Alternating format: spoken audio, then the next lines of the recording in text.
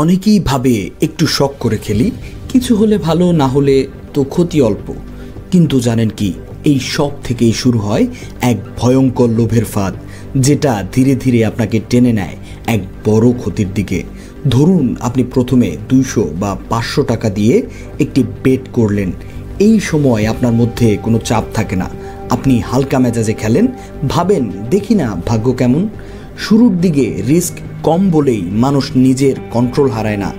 অনেক সময় অ্যাপগুলো ইচ্ছাকৃতভাবে প্রথম দিকের কয়েকটা বেটে আপনাকে জিতিয়ে দেয়, যাতে আপনি নিজেকে দক্ষ ভাবতে শুরু করেন। আপনি হঠাৎ 2টা বা 3টা বেট জিতে গেলেন, আপনার মাথায় একটাই চিন্তা আসে, আরে আমি তো পারছি, আর একটু খেললে আরও অনেক টাকা আসবে। এই পর্যায়ে আপনার মস্তিষ্কে ডোপামিন নামক এক ধরনের ফিল গুড হরমোন নিঃসৃত হয়, যা আপনাকে আরও খেলতে প্রলুব্ধ করে। এটা ঠিক লটারিতে হঠাৎ কিছু টাকা জেতার মতো। আপনি মনে করেন এটা কাকতালীয় না, আমি পারছি।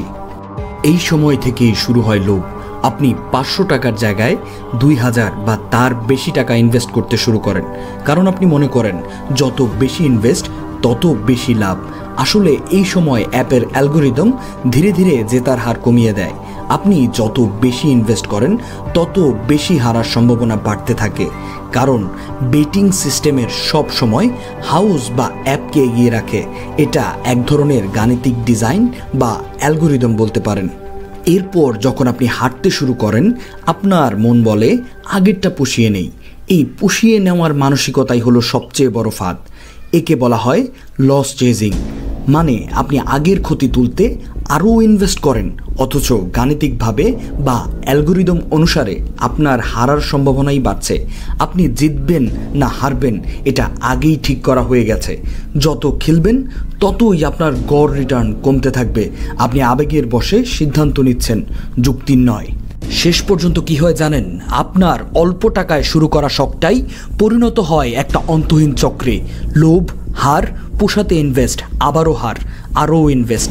এভাবেই আপনি ধীরে ধীরে সব হারিয়ে ফেলেন, টাকা, সময়, মানসিক শান্তি, সব। 95%-এর বেশি বেটিং ইউজার দীর্ঘমেয়াদে ক্ষতির মধ্যে পড়ে। জেতার কাহিনীগুলো খুবই অল্প আর বেশিরভাগই বিজ্ঞাপনের অংশ।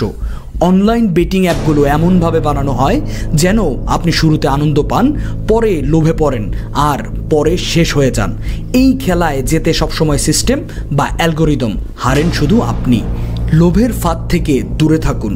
অনলাইন বেটিং কখনোই লাভের পথ না, এটি একটি মনস্তাত্ত্বিক ফাঁদ।